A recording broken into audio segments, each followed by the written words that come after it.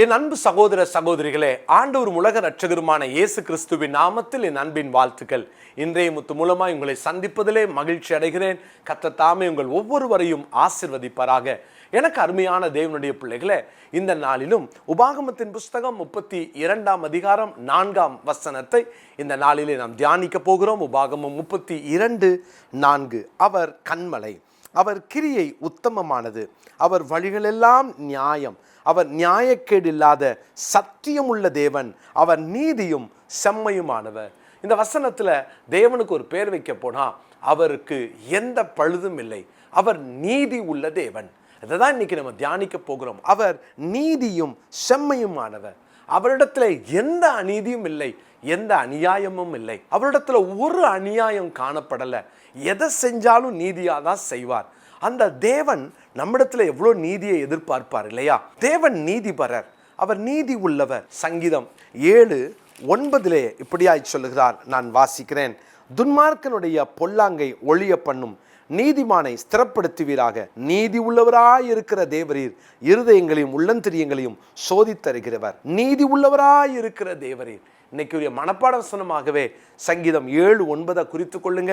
துன்மார்க்கனுடைய பொல்லாங்கை ஒழிய பண்ணும், நீதிமானை ஸ்திரப்படுத்துவீராக. நீதி உள்ளவராயிருக்கிற தேவரீர், நீதி உள்ளவராயிருக்கிற தேவரீர். ஆமேன்.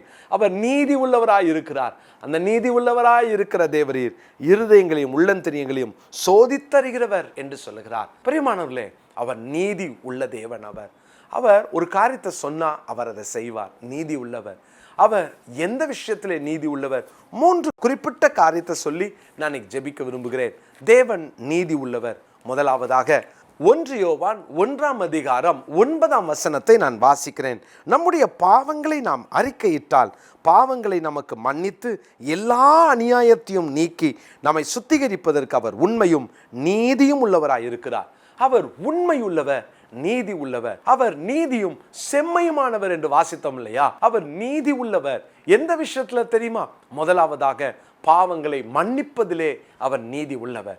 யோசித்து பாருங்களேன், நம்ம எவ்வளவு அநியாயமாய் தேவனுக்கு விரோதமாய் நாம் பாவம் செய்திருந்தாலும் ஒரு மனிதன் பாவத்தை அறிக்கையிட்டா அதை மன்னிப்பேன்னு சொல்லி ஆண்டவர் வாக்கு கொடுத்ததுனால அந்த வாக்கை மாறவே மாட்டார். ஒரு மனுஷனுடைய பாவத்திற்காக உண்மையாய் மனஸ்தாபப்பட்டு தேவனுடைய சமூகத்தில் போய் மன்னிப்பு கேட்டா ஆண்டவர் மன்னிப்பார். அதனாலதான் பாவங்களை மன்னிக்கிறதற்கு, எல்லா அநியாயத்தையும் நீக்கி நம்மை சுத்திகரிப்பதற்கு அவர் உண்மையும் நீதி உள்ளவர். பிரியமானவர்களே, அவர் நீதி உள்ளவர். அதனால பாவம் அநீதியானது. அப்போ பாவத்திலிருந்து வெளியே வரேன்னு நீங்க உண்மையாய் அநீதியை விட்டு வெளியே வருவதற்கு தீர்மானம் எடுத்தா அந்த செய்த அநீதிகள் அநியாயங்களை அவர்கிட்ட அறிக்கை பண்ணா மன்னிக்க அவர் நீதி உள்ளவர். அவர் மன்னிப்பார். இன்னைக்கும் இந்த வார்த்தை கேட்கிற தேவனுடைய பிள்ளைகளே, தேவன் என் பாவத்தை மன்னிப்பாரா? எவ்வளோ பெரிய பாவம் செஞ்சிருக்கேன் தெரியுமா? எந்த பாவத்தை வேணா மன்னிப்பார், என் பாவத்தை மன்னிக்க மாட்டார் அப்படின்னு நீங்க நினைச்சீங்கன்னா தேவனை நீங்க அநீதி உள்ளவரா பார்க்குறீங்கன்னு அர்த்தம். ஒரு நாளும் அவரை அநீதி உள்ளவரா பார்க்காதீங்க. நம்பிக்கையோடு வந்து சொல்லுங்க, நீ நீதி உள்ளவர் தானே, நீ நீதியும் செம்மையுமானவர் என்று நாங்கள் வாசிக்கிறோம். இங்க 1 யோவான் 1:9 அவர் உண்மையும் நீதியும் உள்ளவராய் இருக்கிறார் அப்படின்னு வாசிக்கிறோம். அப்படின்னா அவர் உண்மை உள்ளவராச்சே, நீதி உள்ளவராச்சே. நீதி உள்ளவர் யார் தெரியுமா? அநியாயத்தை விட்டு அநீதியை விட்டு யார் திரும்பினாலும் அவங்களை ஏற்றுக்கொள்வார். அவர் நீதி உள்ளவர், அவர்களை நீதிமானாக மாற்றுகிறவர். பிரியமானவர்களே, பாவங்களை மன்னிக்க அவர் நீதி உள்ளவர். இரண்டாவதாக எபிரேயருக்கு எழுதின நிருபம் 6 அதிகாரம் 10 நான் வாசிக்கிறேன். எபிரேயர் 6:10 வாசிக்கிறேன். ஏனென்றால் உங்கள் கிரியையையும் நீங்கள் பரிசுத்தவான்களுக்கு ஊழியம் செய்ததினாலும் செய்து வருகிறதினாலும் தமது நாமத்திற்காக காண்பித்த அன்புள்ள பிரயாசத்தையும் மறந்து விடுகிறதற்கு தேவன் அநீதி உள்ளவர் அல்லவே. உங்களை மறக்க அவர் அநீதி உள்ளவர் அல்ல. அப்படின்னா இன்னொரு வார்த்தையில சொல்ல போனா, நீங்க பட்ட பிரயாசம், நீங்க தேவ மனிதர்களுக்காய் செய்த ஊழியம், தேவனுக்காய் செய்த ஊழியம், இதையெல்லாம் அவர் நினைக்க நீதி உள்ளவர். அவர் அதை மறக்கவே மாட்டார். மறந்துட்டார்னா அவர் அநீதி உள்ளவர். அதனாலதான் வாசிக்கிறோம், அவர் அநீதி உள்ளவர் அல்லவே. அப்படின்னா அவர் நீதி உள்ளவர். நீங்க என்ன செஞ்சிருந்தாலும் ஆண்டவருக்காக, தேவ மனிதர்களுக்காக ஒரு கலசம் தண்ணீர் கொடுத்திருந்தாலும் அதற்குரிய பலனை ஆண்டவர் தருவேன்னு சொன்னாரே. ஏழை தாயின் 2 காசை கனப்படுத்தினாரு. இன்னைக்கு உங்க வாழ்க்கையில நீங்க ஆண்டவருக்காக செய்யறத மறந்துடுவாரா? நீங்க நினைக்கலாம், பார்க்கிறாரா, நான் கொடுக்கிற காணிக்கை ஏற்றுக்கொள்வாரான்னு நினைக்கிறீங்களா? அவர் நீதி உள்ளவர். நீங்க ஒரு தேவ மனுஷனை தாங்கி இருக்கலாம், ஒரு தேவ மனுஷிய நீங்க கனப்படுத்தி இருக்கலாம், அல்லது ஒரு சின்ன ஊழியத்துல உங்களால முடிந்த ஒரு பங்கை கொடுத்திருக்கலாம், ஒரு ஊழியக்காரனுக்கு ஒரு கலசம் தண்ணீர் கொடுத்திருக்கலாம். தேவனுடைய பிள்ளைகளை மறக்கவே மாட்டார். ஏன்னா அவர் அநீதி உள்ளவர் அல்ல. தேவன் உங்களுடைய பிரயாசத்திற்கான பலனை கொடுக்க அவர் நீதி உள்ளவராக இருக்கிறார். இன்னைக்கும் கண்டிப்பா உங்க வாழ்க்கையில என்னெல்லாம் அவருக்காக நீங்க செய்தீங்களோ, என்னென்ன ஊழியத்தெல்லாம் நீங்க செஞ்சீங்களோ, எல்லாவற்றையும் ஆண்டவர் அறிந்து நினைத்து நீதி உள்ளவர் என்பதை விளங்க பண்ணுவார். எனக்கு அருமையான தேவனுடைய பிள்ளைகளே, மூன்றாவதாக தேவன் நீதி உள்ளவர் எந்த விஷயத்துல? லூக்கா சுவிசேஷம் 18ஆம் அதிகாரம் 7ஆம் 8ஆம் வசனங்களை நான் வாசிக்கிறேன். லூக்கா சுவிசேஷம் 18ஆம் அதிகாரம் 7ஆம் வசனம் 8ஆம் வசனம். அந்தபடியே தேவன் தம்மை நோக்கி இரவும் பகலும் கூப்பிடுகிறவர்களாகிய தம்மால் தெரிந்து கொள்ளப்பட்டவர்களின் விஷயத்தில் நீடிய பொறுமையுள்ளவராயிருந்து அவர்களுக்கு நியாயம் செய்யாமல் இருப்பாரோ, சீக்கிரத்தில் அவர்களுக்கு நியாயம் செய்வார் என்று உங்களுக்கு சொல்லுகிறேன். ஆகிலும் மனுஷகுமாரன் வரும்போது பூமியிலே விசுவாசத்தை காண்பாரோ?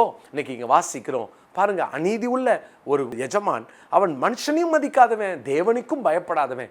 அப்படிப்பட்டவன் ஒரு தன்னை நோக்கி ஓயாம ஒரு பெண்மணி நீதி நியாயத்துக்காக அங்கே போராடும் பொழுது அவன் பாருங்க, இனி இந்த மனுஷன் என்கிட்ட வரக்கூடாது என்பதற்காக அவளுக்கு நியாயம் செய்தானா.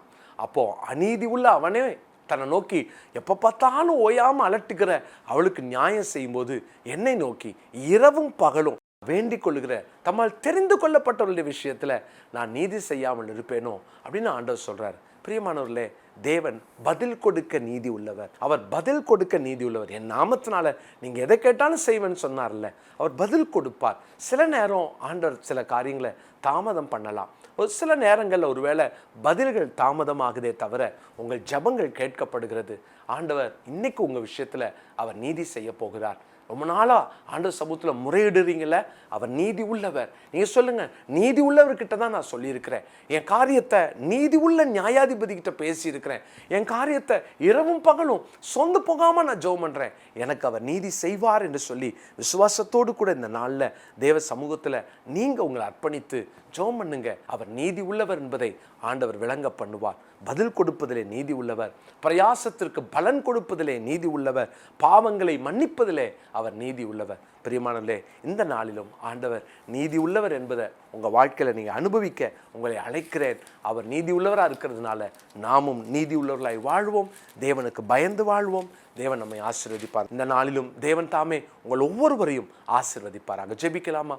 பரிசுத்தமுள்ள எங்கள் நல்ல தகப்பனே, நீதி உள்ளவரே, உண்மையுள்ளவரே, செம்மையானவரே, நாங்கள் உமக்கு நன்றி செலுத்துகிறோம். எங்கள் தனிப்பட்ட வாழ்க்கையில நாங்கள் நீதி உள்ள உமக்கு முன்பாக எப்போதும் நீதியாய் நடந்து கொள்ள எங்களை அர்ப்பணிக்கிறோம். ஆண்டவரே, எங்கள் பாவங்களை மன்னிக்க நீ நீதி உள்ளவர். எங்கள் பிரயாசத்துக்கான பலனை கொடுப்பதிலே நீ நீதி உள்ளவர். ஆண்டவரே, எங்களுடைய ஜெபத்திற்கு பதில் கொடுக்க நீ நீதி உள்ளவர்.